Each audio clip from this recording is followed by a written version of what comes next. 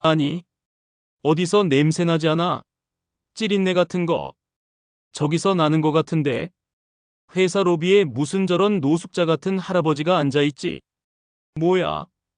설마 우리 쪽으로 오고 있는데, 설마 뭐지? 로비 관리인 어디 갔어? 안녕하세요. 혹시 이 회사에 제 아들이 다니는데 두고 간 게 있어 가지고 왔어요. 혹시 전화기 좀 빌려주실 수 있을까요? 제 핸드폰이 배터리가 다 돼서. 저는 제 핸드폰을 보여주며 두 젊은이에게 말을 걸었습니다. 둘은 저를 경계하는 눈초리를 보내더군요. 로비에 안내하시는 분에게 물어보려고 했는데 잠깐 자리를 비우신 것 같습니다. 젊은 사원 두 명은 당황해하며 핸드폰을 주머니에 꾹 집어넣고 누구신지 몰라서 힘들겠다고 하더군요. 요즘 신종사기도 많은데 죄송하다며 리셉션 데스크 담당자가 오기를 기다리는 게 좋을 것 같다며 황급히 도망가더라고요. 할 수 없지 하고 한숨을 쉬고 기다리니 로비 담당자가 뛰어오며 소리쳤습니다. 할아버지, 여기 계시면 안 돼요. 어서 나가세요. 안녕하세요. 저는 사람들이 소위 말하는 만석군이라고 하죠. 한 회사를 일군 창업자 최영석이라고 합니다. 현재는 투자자로 활동하고 아들에게 회사를 맡겨놓은 상태입니다. 평소에도 소박하게 사는 걸 좋아해서 돈이 있는 티를 잘 안 내고 다니긴 하지만 암으로 1년 정도 투병을 하느라 요즘 몰골이 말이 아니긴 했지만 급하게 계약 서류를 두고 간 아들에게 서류 전달 좀 할 겸 오랜만에 회사 한번 둘러볼 겸 나온 회사에서 황당한 일을 겪었습니다. 제가 겪은 일을 들으시고 댓글을 통해 좋은 조언을 주시면 실천해 보겠습니다. 그날은 평소와 다름없는 평화로운 아침이었습니다. 다른 점은 눈이 펑펑 내려서 앞이 잘 안 보이는 추운 겨울이었어요. 항암 치료 후 집에서 요양 중이던 저는 창가에 앉아 따스한 아침 햇살을 맞으며 명상을 하고 있었습니다. 1년 전 암 진단을 받고 회사를 아들에게 물려준 뒤 저의 아침은 이렇게 조용히 시작되곤 했습니다. 그 고요함을 깨는 다급한 전화가 왔습니다. 아들이었습니다. 아버님, 큰일 났습니다. 수화기 너머로 들리는 아들의 목소리는 심각했습니다. 오늘 오후에 있을 M&A 계약 관련 서류를 제가 실수로 집에 두고 왔어요. 지금 해외 투자자들과 미팅 중이라 제가 직접 가져올 수가 없습니다. 비서도 아파서 갑자기 병가를 내서 다른 사람을 보내긴 했는데 또 사고가 났대서 혹시 서류를 가정부나 운전기사에게 부탁해서 가져오라고 해주실 수 있을까요? 연락이 따로 안 되네요. 아들의 목소리에서 당황스러움이 느껴졌습니다. 이 계약은 우리 회사의 미래가 걸린 중요한 계약이었습니다. 수개월간의 협상 끝에 마침내 성사된 2조 원 규모의 해외 인수 건이었죠. 그러한 중요한 서류를 다른 사람에게 맡기기엔 제 성격에 맞지 않았습니다. 알았다. 내가 가져다 주마. 저는 어제 저녁 계약이 잘 체결되면 회사에 아주 좋은 일이 있을 것 같다고 웃던 아들의 얼굴을 떠올리며 오랜만에 회사를 위해 할 수 있는 일이 생겨 기분이 좋았습니다. 1년 만에 내 회사에 가는 거니 조금 설레는 마음까지 들었습니다. 서둘러 옷을 갈아입으려 옷장 앞에 섰을 때 문제가 생겼습니다. 제 맞춤 정장들이 더 이상 맞지 않았던 겁니다. 1년간의 투병 생활로 제 몸은 많이 야위어 있었고 예전의 옷들은 너무 커져 버렸습니다. 할 수 없지. 급하게 장롱 구석에서 오래된 점퍼를 꺼냈습니다. 10년도 더 된 옷이었지만 지금의 제 몸에는 이게 딱 맞았습니다. 낡은 청바지와 운동화로 간단히 차림을 맞췄습니다. 거울을 보니 웃음이 났습니다. 평소에 제 모습과는 너무나 달랐으니까요. 하지만 서류만 전달하면 되는 일이라 크게 신경 쓰지 않았습니다. 김 기사, 회사로 가죠. 하지만 운전기사마저 저를 보고 놀란 표정을 지었습니다. 15년을 함께한 김 기사였지만 병원에 가는 것이 아니라 회사에 간다던 제 모습도 놀랍고 제대로 차려입지 않은 상태에서 회사로 가자는 말에 김 기사답지 않게 살짝 놀란 표정을 지었습니다. 하지만 상황이 좀 급해서 그러리라 간파하고 따로 묻지 않고 출발하더군요. 주차를 하고 김 기사에게 잠깐 주차장에서 기다려 달라고 한 후 로비로 올라가려 하자 처음 당혹스러운 상황이 벌어졌습니다. 어르신, 여기는 일반인 출입 금지 구역입니다. 주차장 보안요원이 재빠르게 제 앞을 막더군요. 15년간 이 회사를 이끌었던 회장을 알아보지 못한 거죠. 제 모습이 달라지긴 많이 달라졌나 보다 싶었네요. 어르신, 여기는 일반인 출입 금지 구역입니다. 주차장 보안요원을 보니 30년 일하던 낯익은 친구입니다. 눈보라를 계속 맡으며 씨름하느니 보안요원이나 절 위해서 재빨리 제 신분을 밝히는 게 나을 것 같더군요. 접니다. 최영석 회장. 제가 많이 달라 보이죠? 주차장 보안요원은 눈이 커다래져서 90도로 인사를 했습니다. 아이고, 회장님, 아프시다더니 못 뵌 사이에 왜 이리 마르셨습니까? 제가 몰라 뵈서 죄송합니다. 이 회사에 30년이나 있었는데 오래 일한 친구도 못 알아볼 정도로 투병 생활 동안 제 모습이 많이 달라졌나 보다 하고 씁쓸한 마음이 들었습니다. 처음엔 당황스러웠지만 한편으로는 보안요원이 제 역할을 충실히 하고 있다는 생각에 뿌듯하기도 했습니다. 하지만 진짜 충격적인 경험은 로비에서 시작되었습니다. 제가 로비에 들어섰을 때 마침 출근 시간이 겹쳐 많은 직원들이 오가고 있었습니다. 그들의 시선이 저에게 꽂히는 게 느껴졌습니다. 저기 봐, 저 할아버지는 뭐지? 설마 주가 폭락한다고 항의하러 온 개미 투자자 아냐? 에이. 그러고 보니 요즘 우리 회사 주변에서 자주 보이던 노숙자 아닌가? 직원들의 수군거림이 들려왔습니다. 특히 마지막 말은 제 마음을 아프게 했습니다. 우리 회사 주변의 노숙자들을 위해 무료급식소를 운영하고 있었는데 그걸 모르는 직원들인가 싶다가도 이 회사 들어올 정도면 제 얼굴은 모를 리 없을 텐데 옷차림 하나 바뀌었다고 모른다고 생각하니 눈썰미도 없고 예의도 없는 직원들이 많으니 인사과 팀장이랑 한번 면담을 해야겠다 생각하며 씁쓸한 웃음이 나왔습니다. 설상가상으로 제 핸드폰이 완전히 방전된 상태였습니다. 급하게 오다 보니 배터리를 확인을 못했고 다시 주차장으로 가서 운전기사에게 전화를 빌리지 않는 이상 아들에게 연락할 방법이 없었죠.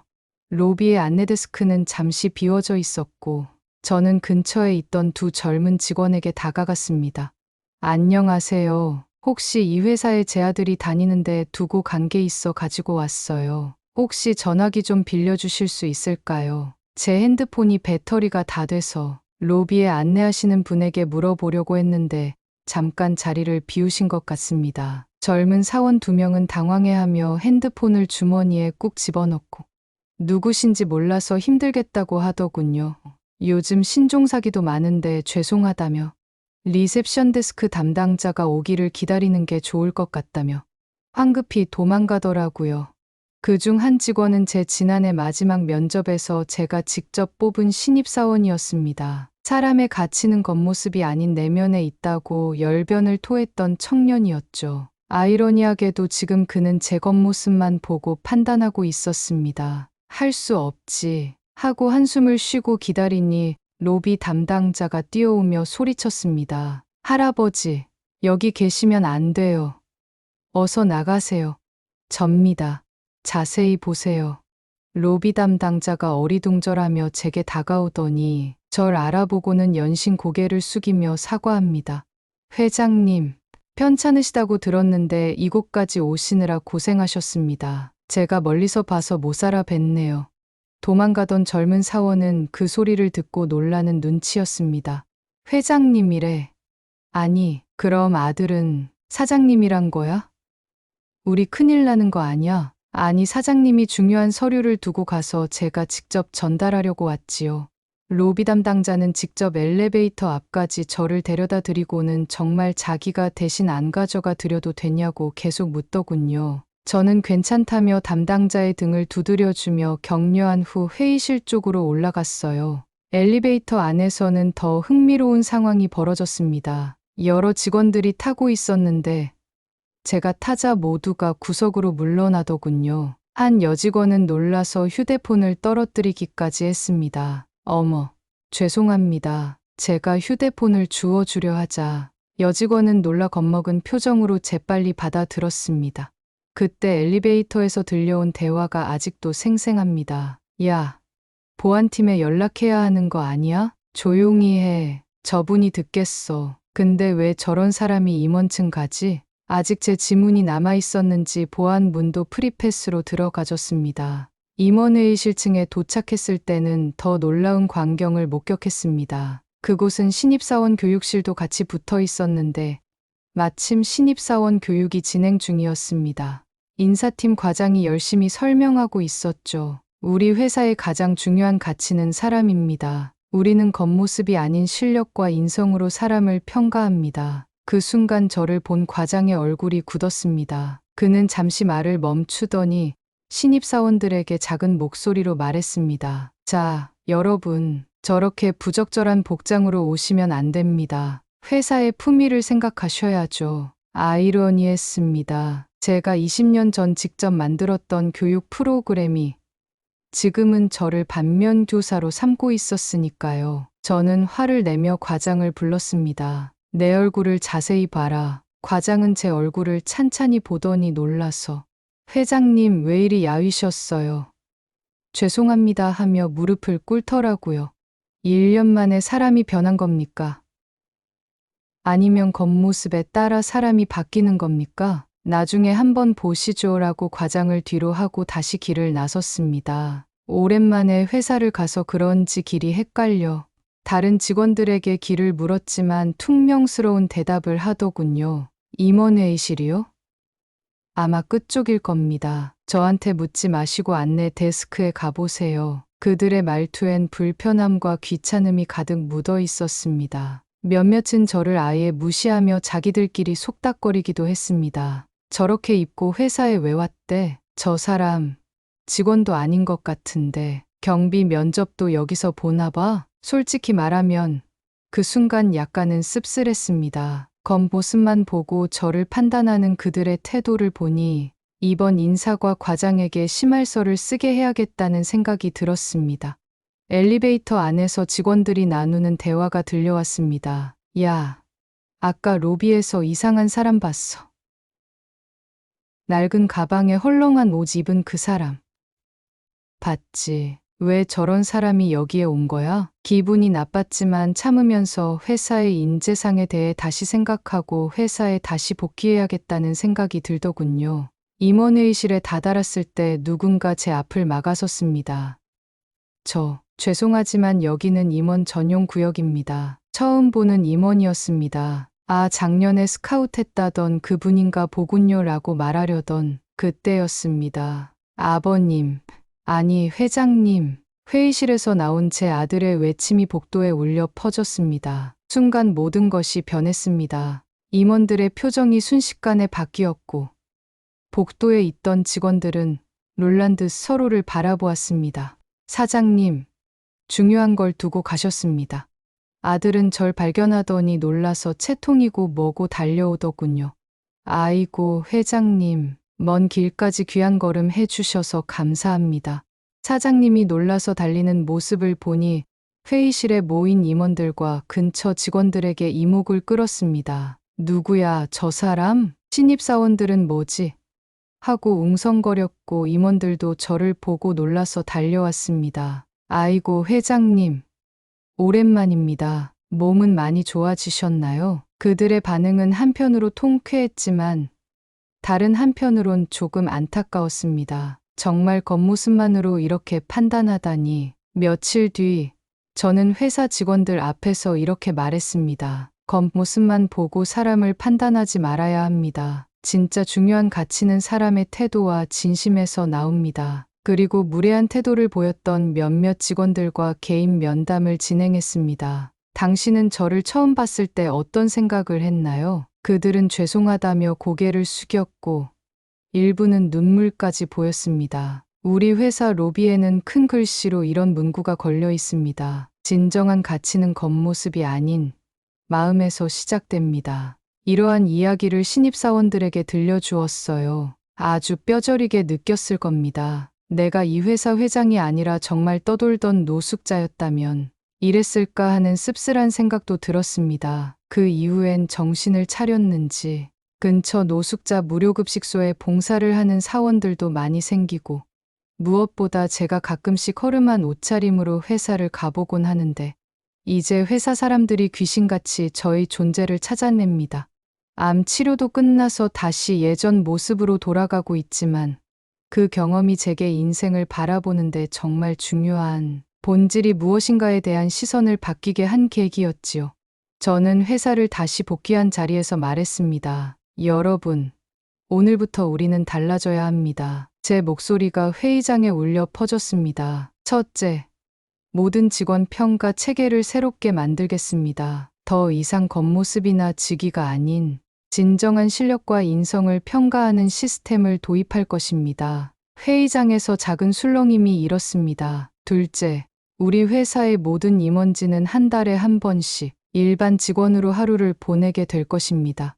저부터 시작하겠습니다. 오늘 제가 입은 이 낡은 점퍼 차림으로 로비에서 겪은 일들이 우리 회사의 현 주소를 정확히 보여주었기 때문입니다. 이번에는 몇몇 임원들의 얼굴이 붉어졌습니다. 셋째, 무료급식소 봉사활동을 전 직원의 필수 과정으로 지정하겠습니다. 그곳에서 여러분은 진정한 인간의 가치가 무엇인지 배우게 될 것입니다. 그때 한 젊은 직원이 조심스럽게 손을 들었습니다. 바로 어제 저에게 전화도 빌려주지 않았던 그 직원이었습니다. 회장님, 죄송합니다. 이전에 저는 회장님을 외모로 판단하고 무시했습니다.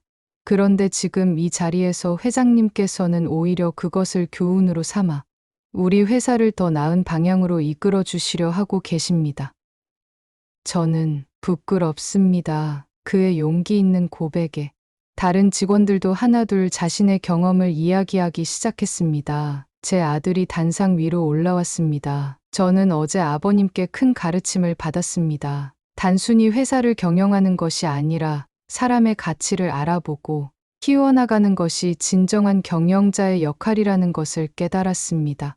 그의 말에 저는 깊은 감동을 받았습니다. 이제 그가 진정한 리더로 성장하고 있다는 확신이 들었습니다. 그날 이후 회사는 급격히 변화하기 시작했습니다. 처음에는 작은 변화들이었습니다. 직원들이 서로를 대하는 태도가 달라졌고 회의할 때 직급과 상관없이 자유롭게 의견을 개진하기 시작했습니다. 무료급식소 봉사활동은 처음에는 의무적으로 시작했지만 점차 자발적인 참여가 늘어났습니다. 특히 인상 깊었던 것은 매달 있는 역지사지의 날이었습니다. 그날은 임원진들이 일반 직원으로 근무하는 날이었는데 처음에는 어색해하던 임원들도 점차 그날을 통해 많은 것을 배우게 되었다고 이야기했습니다.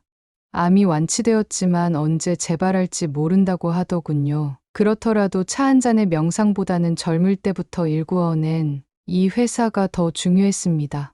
겉모습이 아닌 실력을, 사람의 내면을 중요시하는 문화를 만들어가고 있죠. 사람은 겉모습만으로 판단할 수 없습니다. 우리가 놓치고 있는 가치들은 보통 눈에 보이지 않는 곳에 숨어 있습니다. 여러분, 다음번에 누군가를 만났을 때 그들의 겉모습이 아닌 진심을 보려 노력해 보세요.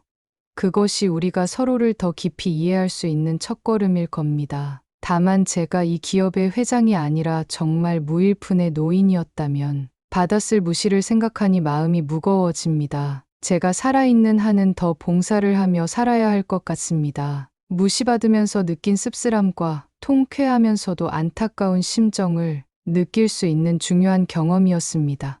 익명의 제보로 이 사연을 보내게 된 이유는 제가 회장이기 때문에 거칠에만 할 수도 있겠다는 생각이 들어서입니다. 선한 영향력을 끼치게 된 사건을 계기로 아이러니하게 사람을 더 못 믿게 되어 다양한 의견을 들어보고자 용기를 내어 사연을 보내봅니다. 댓글을 통해 좋은 조언을 남겨주시면 참고하도록 하겠습니다. 감사합니다.